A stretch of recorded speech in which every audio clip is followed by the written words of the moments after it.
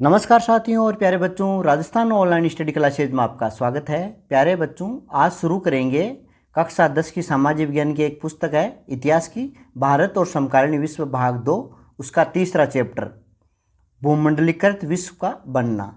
तो चैप्टर को शुरू करने से पहले थोड़ा इंट्रोडक्शन देख लेते हैं, रिवीजन कर लेते हैं। तो देखते हैं, देखो भूमंडलीकरण का मतलब क्या होता है। भूमंडलीकरण का मतलब होता है विश्व या दुनिया का आपस में जुड़ना। यानी पुराने जमाने में ना संचार के साधन थे, ना सोशल मीडिया थी, ना व्हाट्सएप वगैरह थे, कुछ भी साधन नहीं था, फिर भी लोग कैसे जुड़े थे। मान लो ये व्यक्ति है, यहाँ से यहाँ जा रहा है, तो क्यों जाएगा, क्या कारण है कि यह यहाँ एक स्थान से दूसरे स्थान पर जाएगा। देखो, पहला है कि यदि उसकी मूलभूत सुविधाएं पूरी नहीं हो रही है तो जाएगा। मूलभूत सुविधा का मतलब होगा रोटी, कपड़ा और मकान। यदि उसको रोटी नहीं मिल रही है, कपड़ा नहीं मिल रहा है, मकान नहीं मिल रहा है, तो वो जाएगा उसको प्राप्त करने के लिए। तो अपना भोजन हो गया, यानी वो भोजन के लिए जा सकता है। दूसरा है, यदि वो गरीब है, उसके पास काम करने के लिए काम नहीं है, तो वो मजदूरी के लिए जाएगा। तीसरा, यदि वो व्यापारी है तो व्यापार करने के लिए जाएगा, मुनाफा कमाने के लिए जाएगा, ठीक है, अपनी वस्तु को बेचने के लिए जाए।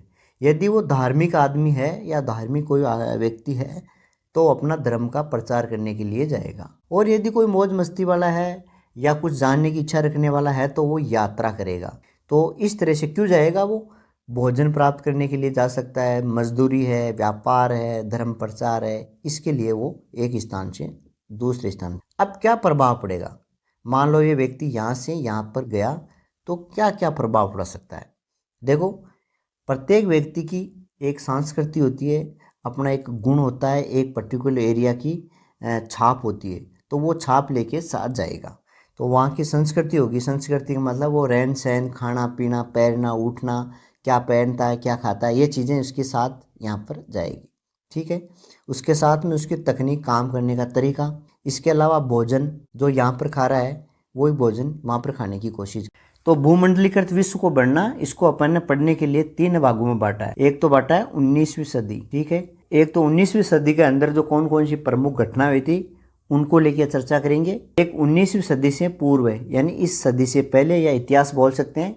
इतिहास के अंदर कौन कौन से घटनाएं या क्या क्या सुविधाएं थी जिसके कारण लोग है पूरे विश्व में फैल गए, एक दूसरे से जुड़ गए, एक देश से दूसरे। और तीसरी कैटेगरी आएगी अपनी 19वीं सदी के बाद। 19वीं सदी का मतलब हो गया 1800 लेके 1899 तक। यहाँ पर 1800 से नहीं है, 1815 से 1914 तक, यानी 15 साल आगे है थोड़ा सा। तो 19वीं सदी होगी 19वीं सदी से पूर्व, 19वीं सदी के बाद में, ठीक है। अब देखो, इस चीज़ को याद रखने के लिए आपको एक लाइन याद रखनी है। ट्रिक इस प्रकार है, व्यापार बिखरा अर्थ के ऊपरी भाग तक प्रथम और द्वितीय विश्व में, ये लाइन याद रखना है। व्यापार बिखरा, बिखरना यानी फैलना, के ऊपरी भाग तक, अर्थ का मतलब ऊपरी भाग मतलब है उत्तर ध्रुव तक, पूरे भाग तक फैल गया पूरा विश्व में। कब? प्रथम और द्वितीय विश्व के बाद में, ठीक है, ठीक है। ये लाइन आपको मेरे हिसाब से याद रह जाएगी। 19वीं सदी से पूर्व, इसमें तो आ जाएगा व्यापार बिखरे, बिखरा या बिखरे, ये सदी के अंदर आएगा आपका ऊपरी भाग तक का वाला में आ जाएगा प्रथम और द्वितीय विश्व युद्ध, ठीक है। यानी आपको ये ट्रिक याद रखनी है, ऐसे याद रखना है, इधर से शुरू करना है, इसको ध्यान रखना। रेसे या रेशमी मार्ग हो गया, रेशम मार्ग। खैसे यात्रा या भोजन की यात्रा। बी से आपका हो गया आपका बीमारियां और विजय और व्यापार, ये चीज़ें याद रखनी है। यानी बिखरे से बीमारी, खैसे खाद्य और रेसे रेशमी मार्ग, ठीक है। खाद्य और रेशमी मार्ग और व्यापार हो गया। तो आज अपनी इसी को लेके तो आज लेते हैं पहला 19वीं सदी से पूर्व कौन कौन सी ऐसी घटनाएं थी, कौन कौन से वर्ड है जहाँ से क्वेश्चन आते हैं, और उसकी आपको ट्रिक बता रखी है, व्यापार बिखरे या बिखरा, ठीक है। तो सबसे पहले अपना रे लेंगे, रे से आपको रेशमी मार्ग, रेशम मार्ग है, ये रेशमी नहीं है, सिल्क रूट रेशम मार्ग, ठीक है। तो इसके बारे में पढ़ेंगे। तो रेशम मार्ग क्या था, बिल्कुल भाषा में याद रखना है, पुराने व्यापार करने का एक मार्ग जो पूर्वी देशों को पश्चिमी देशों से जोड़ता था। ये लाइन आपको याद रखनी है, पुराने व्यापार करने और पूर्वी देशों को पश्चिमी देशों से जोड़ता है। ये है आप यानी एशिया, और ये है आपका यूरोप वाला हो गया पश्चिमी देश। तो इसको यूँ भी लिख सकते हैं, पुराने समय में व्यापार करने का मार्ग यूरोप से जोड़ता है, ऐसे भी लिख सकते हो, एशिया और यूरोप।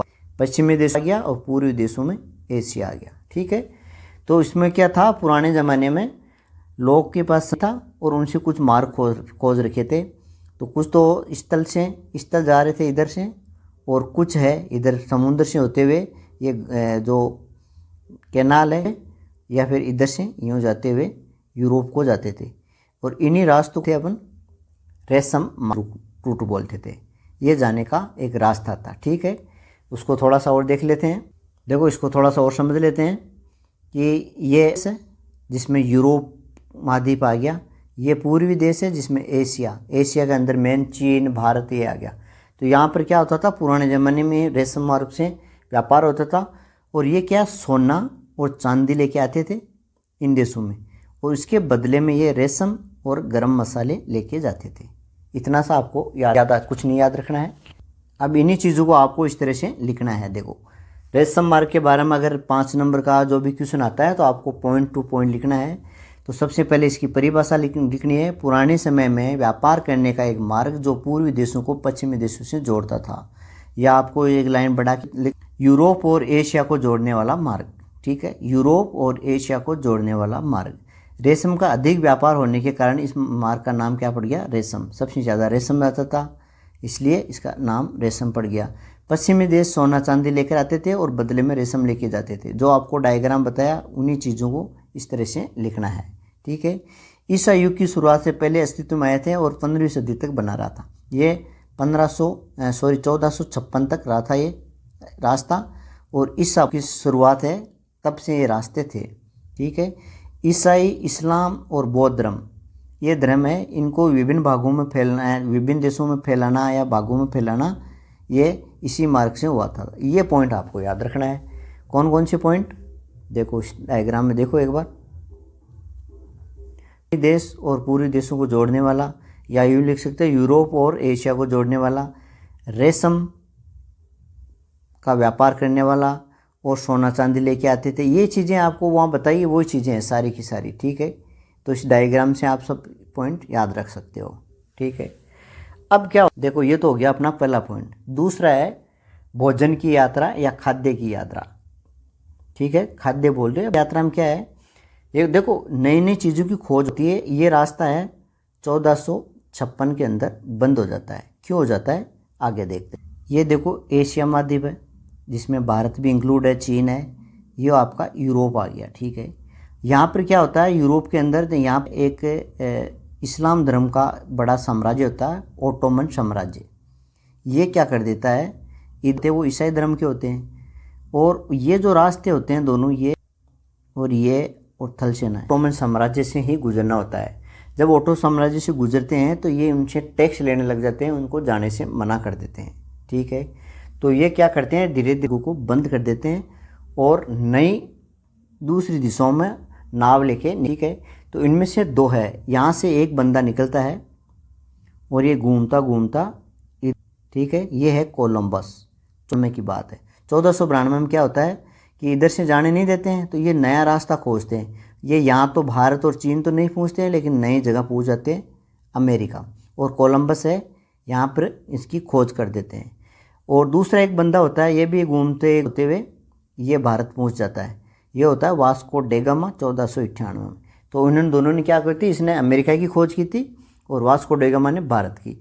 खोज करने का मतलब यहाँ पर ये नहीं कि भारत पहले था ही नहीं, भारत पहले था, उनको समुद्री मार्ग पता नहीं था, लोग उनसे जुड़ नहीं रखे थे, अलग थलग था, इनका कोई दूसरे देशों से लेना देना नहीं था, बस अपने हाल में मस्त थे।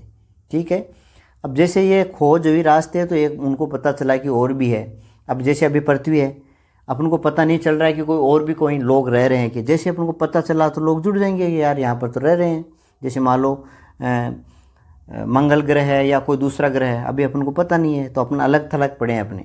ठीक है, इसी तरह से अमेरिका उनके लिए एक मंगल ग्रह के तरह था उनके लिए। ठीक है, तो ये तो होगी उनकी खोज। ठीक है, अब इस खोज के कारण क्या होता है, भोजन की यात्रा होती है। ठीक है, तो अगला टॉपिक लेंगे अपन भोजन की यात्रा। अपना दूसरा पॉइंट रहेगा 19वीं सदी पूर्व वाले के अंदर, दूसरा पॉइंट रहेगा अपना खाद्य या भोजन की यात्रा। ठीक है, तो रे से रेशमी हो गया, दूसरा खे से खाद्य, अगले बीमारी रहेगी। ठीक है, बीमारी के बारे में पढ़ेंगे। तो भोजन की यात्रा के अंदर अपन क्या पढ़ेंगे? देखो क्लास 10th के अंदर दो चीज़ें दे रखी है, स्पेगेटी और आलू, इसके बारे में अपन दे रखा है। देखो ये क्या होती है, यात्रा क्या होती है? यात्रा का मतलब है कि भोजन है वो एक स्थान से दूसरे स्थान पर जाता है, तो उसका या तो नाम चेंज होता है या फिर वो वहाँ पर जाके प्रसिद्ध हो जाता है, ठीक है। और उसका दो उदाहरण दे रखा है। चीन का जो नूडल्स होते हैं वो चीन के अंदर इनका जन्म होता है, वहाँ बनना शुरू होता है, यहाँ से फिर ये किया जाता है पश्चिमी देशों में चला जाता है, और इसी का नूडल्स का नाम है वो स्पेगेटी हो जाता है, ठीक है। और ये भारत में आता है तो इसका नाम सेवैया हो जाता है, ठीक है, अपन सेव बोलते हैं। ये क्या है, नूडल्स क्या है? ये मैगी है एक तरह से, ठीक है। मैगी क्या है, एक उदाहरण है इस नूडल्स का, एक कंपनी की है वो। तो इनसे क्या होता है, इसमें मसाला डाल के कुछ चेंजिंग कर देते हैं और उसका नाम चेंज हो जाता है स्पेगेटी, यानी इसका जन्म है नूडल्स से स्पेगेटी का जन्म हो जाता है, ठीक है। ये क्या है, मैगी है, तुरंत बनती है। अब कोई रास्ता में जा रहा है, यात्रा कर रहा है, तो उसको तुरंत भोजन चाहिए, तो ये फटाफट बन जाती है। तो व्यापार और यात्रा के कारण एक देश का भोजन दूसरे देश तक पहुंचना भोजन की यात्रा कहलाता है। यानी एक स्थान से दूसरे स्थान पर भोजन गया तो उसको क्या कहेंगे अपन, भोजन की यात्रा। इसके अपन को 3 एग्जाम्पल दे रखा है क्लास 10th में, एक तो नूडल्स का, एक पास्ता का, और आलू मिर्च जो अमेरिका की जो कुछ प्रमुख फसलें हैं उसका उदाहरण दे रखी है। तो 3 उदाहरण हो गए, अमेरिका की फसलें जिसके अंदर आपके आलू टमाटर मिर्च वगैरह जो भी है वो सब आ जाएगी, एक नूडल्स का है और एक पास्ता। तो पहला उदाहरण लेते हैं अपन नूडल्स का। नूडल्स क्या है, मैगी टाइप, जो मैगी है वो नूडल्स ही है, ठीक है। तो नूडल्स का जन्म है वो कहाँ होता है, चीन में होता है इसका, ठीक है, चीन में होता है। नूडल्स झटपट तैयार होने वाला खाद्य पदार्थ है, यानी मैगी अपन तुरंत बना लेते हैं ना, तुरंत फटाफट बनने वाला खाद्य पदार्थ है। नूडल्स चीन से पश्चिमी देशों में पहुँचे और वहाँ उन्हें इस स्पेगेटी का जन्म हुआ, यानी जो नूडल्स है वो पश्चिमी देशों में जाता है और यहाँ पर कुछ इसमें चेंजिंग कर देते हैं, मसाला वसाला डाल रुला के, ठीक है। तो उसका नाम, इसी का नाम है चेंजिंग हुआ, ये हो गया आपका स्पेगेटी, यानी नूडल्स से स्पेगेटी का जन्म होता है। ये चीज़ दे रखी है। दूसरा उदाहरण है पास्ता का, ठीक है। तो पास्ता कहाँ का था, अरब का था। अरब देशों के अंदर पास्ता खाए जाते थे और यहाँ के यात्री जब इटली सिसिली गए तो वहाँ पर चले गए, तो वहाँ पर भी क्या हो गया, सिसिली के अंदर भी पास्ता का चलन हो गया। तो इस तरह से एक स्थान से दूसरे स्थान पर भोजन की यात्रा हो। तो एक ये उदाहरण है, मान लो ये बंदा है ए स्थान पर खड़ा है, ये राजस्थान का है, ये ए राजस्थान है, और ये यहाँ से चला जाता है कहाँ पे, दूसरे देश में, मान लो दुबई चला गया, ठीक है। अब क्या है, यहाँ पर भी दूध है, ठीक है, और इधर भी दूध उत्पादन होता है, ठीक है। दोनों तरफ दूध है, दूध का उत्पादन होता है, यहाँ भी दूध खाने को मिल रहा है, पीने को मिल रहा है, इधर भी दूध पीने को मिल रहा है। लेकिन यहाँ पर इसका जो मुख्य भोजन है वो क्या है, दूध का, छाछ है, दही है, और इससे बनने वाले जो है राबड़ी, मान लो राबड़ी है। तो ये चीज़ें क्या हो गई, छाछ, दूध, दही, ये क्या है, इधर ये खा रहा है, ठीक है। अब ये गया यहाँ पर, ठीक है, यहाँ पर गया तो यहाँ पर देखा कि उसको ना तो यहाँ पर छाछ मिल रही है, ना राबड़ी मिल रही है, ना दही मिल रहा है। यहाँ पर क्या बन रहा है, दूध से पनीर बन रहा है और रसगुल्ले बन रहे हैं, ठीक है, 2 नई चीज़ मिल गई। अब इसने खाई, यहाँ पर देखा, स्वाद चखा तो उसको अच्छा लगा, मतलब पनीर भी अच्छा लगा और रसगुल्ले भी अच्छे लगे, तो ये यहाँ पर खाने लग गया। अब कुछ दिन बाद में क्या है, ये बोर हो गया। बोर क्यों होता है, हमेशा जो परंपरागत खाना होता है वही अच्छा लगता है। अब क्या है, इसको छाछ, राबड़ी, दही इनकी याद आने लगी, तो इस दूध से क्या है, यहाँ पर उसने क्या किया, दही बना लिया, राबड़ी बना ली, छाछ बना ली, और ये खाने लगा। अब मान लो यहाँ पर तीसरा आदमी कोई सी बंदा है, वो इसके टच में आया, उसको लगा कि ये कोई नई चीज़ है और उसने खाई, उसको पसंद आई, वो भी खाने लग गया। तो यहाँ की अपना भोजन है यहाँ पर आके प्रसिद्ध हो गया, ठीक है। वो छाछ राबड़ी खाने लग गया और यहाँ पर फैल गया ये, ठीक है, एक स्थान से बी स्थान पर। अब ये कुछ समय बाद में वापस अपने स्थान राजस्थान आया और यहाँ आके देख रहा है कि वो छाछ राबड़ी बन रही है, खा रहे हैं। अब वो नई चीज़ लेके आ रहा है, उसको लोगों को बताता है, चाव है कि रसगुल्ले भी बनते हैं इससे और पनीर भी बनता है। अब वो पनीर और रसगुल्ले यहाँ पर लोगों को खिलाते हैं और यहाँ पर डी आदमी है, मान लो को तीसरा आदमी, चौथा आदमी मिल गया, उसको रसगुल्ले खिलाए, पनीर खिलाई, तो यहाँ के लोग भी पनीर वनीर खाने लगे। तो फैल गया ना, मतलब भोजन की यात्रा होगी ना। यहाँ पर कोई चलन नहीं था रसगुल्ले का, लेकिन ये रसगुल्ले खाने लग गया। यहाँ पर छाछ दही का कोई चलाव नहीं था, लेकिन यहाँ आने के साथ साथ इसके साथ ये भी खाने लग गए। ठीक है, तो ये एक छोटा सा उदाहरण था। तीसरा उदाहरण अपन देखेंगे आलू।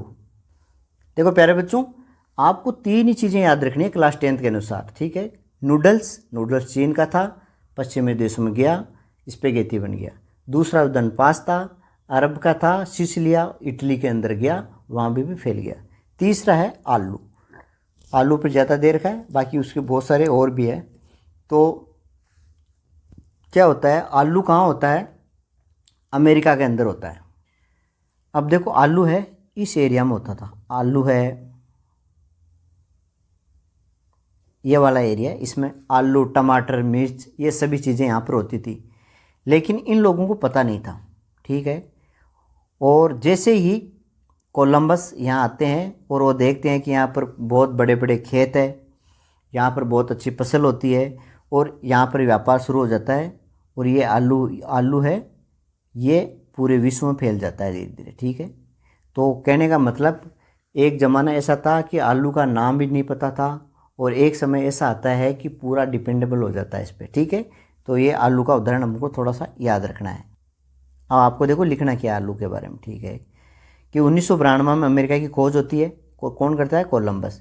इससे पूर्व हमारे जो पूर्वज थे 1992 से पहले, तो ये आलू, सोयाबीन, मूंगफली, मक्का, टमाटर, मिर्च, शकरकंद आदि के बारे में नहीं जानते थे, क्योंकि ये फसलें सिर्फ अमेरिका में होती थी और कहीं नहीं होती थी। आयरलैंड के लोग आलू पर निर्भर हो चुके थे, उस पर मतलब पूरा आलू। एक समय तो ऐसा था कि आलू को जानते नहीं थे, और उसके बाद में ऐसा होता है कि आयरलैंड के लोग पूरा आलू पर निर्भर होते हैं। उसका एक उदाहरण दे रखा है कि 1845 से 1849 के बीच में आलू की महामारी होती है, अकाल पड़ता है, जिसमें 10 लाख लोग भूखमरी से मर जाते हैं। यानी कुल मिला के आलू के ऊपर डिपेंड हो जाते हैं सारे के सारे। यानी पहले तो जानते नहीं थे, अब पूरा है वो आलू ही खा रहे। इस तरह से भोजन की यात्रा थी। आलू की यात्रा कहाँ से हुई? अमेरिका से आया और यूरोप में गया, यूरोप से दूसरे देशों में चला गया। ठीक है, तो ये 3 उदाहरण आपको याद रख। अगला पॉइंट रहेगा अपना बीमारी है, विजय और व्यापार। ठीक है, बिखरे का पूरा हो गया और व्यापार का इसमें आ जाएगा। तो बीमारी के बारे में पढ़ना है, विजय के बारे में पढ़ना। अब देखो थोड़ा सी कंडीशन देखो, 19वीं सदी तक क्या होता है। ठीक है, ये एक तो यूरोप है, एक अमेरिका है, दोनों में अंतर क्या है देखना। जनसंख्या बहुत ज़्यादा बढ़ गई थी। यूरोप के अंदर क्या होती है, जनसंख्या बढ़ जाती है। जनसंख्या बढ़ते यहाँ पर क्या है, गरीबी हो जाती है। बहुत लोग गरीब थे, आज की तरह धनवान नहीं थे। अभी कर रहे हैं बढ़ाई, बड़े बड़े अंग्रेज ऐसे थे वैसे तो कुछ नहीं था।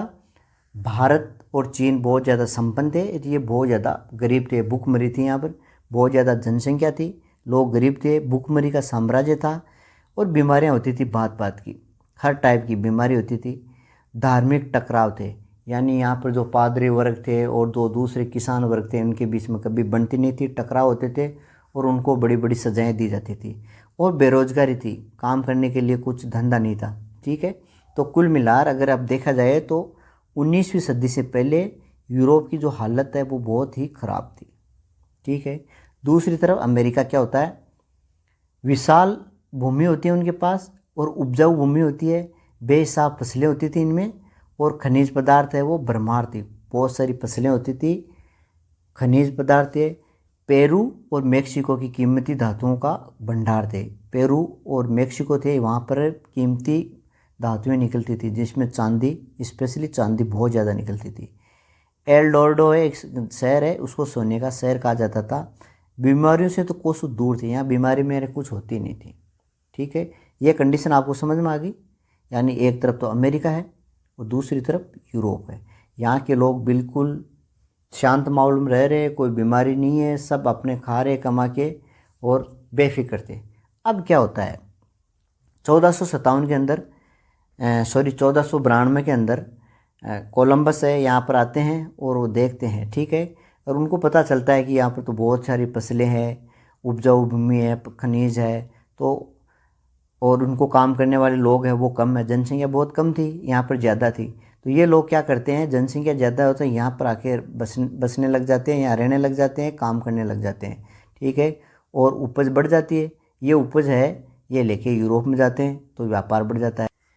विजय, ठीक है। तो दो देशों को याद रखना है विजय के अंदर, पुर्तगालिन और स्पेनिश ये सेना आक्रमण शुरू कर दिया था, ठीक है। उनको जैसे ही पता चला कि अमेरिका, ऑस्ट्रेलिया इन देशों में बहुत बड़े बड़े खेत है, अच्छी उपजाऊ ज़मीन हो रही है, तो ये क्या करते हैं, यहाँ पर कब्जा करना शुरू कर देते हैं, ठीक है। और इनका युद्ध का जो तरीका था वो जीवाणु और कीटाणु था, बमबारी या तलवार वलवार ये नहीं थे, ये जीवाणु ले जाते थे अपने साथ और उससे हमला करते थे, ठीक है। अमेरिका उपनिवेश बनाने लगे, यानी अमेरिका को है। तो बीमारी के अंदर अपन को मेन क्या पढ़ना है, चेचक पढ़ना, ठीक है। तो सिर्फ अपने इसमें अपने टॉपिक में चेचक के बारे में दे रखा है। चेचक के बारे में क्यों दे रखा है, क्योंकि अमेरिका है वो विश्व के देशों से दूसरे देशों के टच में नहीं था, इसलिए उनमें रोग प्रतिरोध क्षमता थी वो थी नहीं। और जैसे यूरोपीय लोग वहाँ अमेरिका जाते हैं तो वहाँ पर ये साथ में चेचक लेके जाते हैं। चेचक की बीमारी है वो भयंकर फैल जाती है और जिसके कारण वहाँ के लोग ज़्यादातर है वो मर जाते हैं या फिर बहुत ज़्यादा वीक हो जाते हैं। और इनके कोई फ़र्क पड़ता नहीं है यूरोप वालों में, क्योंकि ये बार बार इस बीमारी से ग्रस्त थे, इसलिए उसमें रोग प्रतिरोध क्षमता बढ़ गई थी। इसके कारण ये बीमारियाँ हैं वो फैला देते हैं, जिसके कारण वो कमज़ोर हो जाते हैं और ये अपना अधिकार कर लेते हैं, उसको उपनिवेश बना लेते हैं, ठीक है। इसी चीज़ को पढ़ेंगे। लाखों साल तक दुनिया से अलग थलग रहने के कारण अमेरिका के लोगों ने बीमारी से बचने की रोग प्रतिरोध क्षमता नहीं थी, ठीक है। वही चीज़ है, रोग प्रतिरोधी क्षमता नहीं थी इनमें। यूरोप के लोग चेचक से बार बार बीमार होने के कारण उनमें रोग प्रतिरोध क्षमता बढ़ गई थी। जब चेचक और अमेरिका पूछी तो अमेरिका की तेज़ी से फैल गई, जिसके कारण ज़्यादातर लोग काल के मुंह में चले गए, मर गए और उनको कोई फ़र्क नहीं पड़ा, ठीक है। तो ये छोटी सी 2-3 लाइनें आपको बीमारी के बारे में याद रखना है। चेचक कहाँ फैली थी, अमेरिका। उपनिवेश बना लिया, बीमारी के कारण वहाँ के लोगों को मार दिया। अब क्या करते हैं, वो व्यापार शुरू कर देते हैं। व्यापार किस चीज़ का, वहाँ पर देखो फसलें होती है तो वहाँ से लोगों को, यूरोप से लोगों को लेके आते हैं यहाँ पर, मज़दूरों को यहाँ पर छोड़ देते हैं और बदले में क्या है, यहाँ पर बड़े बड़े खेत होते हैं, वहाँ से उपज होती है उसको लेके वो यूरोप चले जाते हैं। उसके अलावा खनिज पदार्थ, सोना चांदी है वो लेके जाते हैं, ठीक है। तो अमेरिका के लोग चेचक की बीमारी से मर गए थे, जो लोग बचे थे वो आर्थिक रूप से कमज़ोर हो गए थे। अमेरिका के लोगों की कमी हो गई, वहाँ पर लोग रहे नहीं, तो यूरोप के लोग वहाँ जाकर रहने लग गए और अच्छी फसलें और खनिज संपदा को देकर व्यापार शुरू कर दिया, ठीक है। वो वहाँ से खनिज संपदा को दे के व्यापार शुरू करते हैं और उसका विस्तार करते हैं। आर्थिक विकास यहाँ से शुरू होता है। तो जो आर्थिक विकास वाला चैप्टर है वो दूसरा पॉइंट है, 19वीं सदी के अंदर आएगा, उसको पढ़ेंगे अपने नेक्स्ट वीडियो में। तो आज उम्मीद करता हूँ आपको ये वीडियो पसंद आया होगा। पसंद आया तो शेयर और लाइक ज़रूर करें।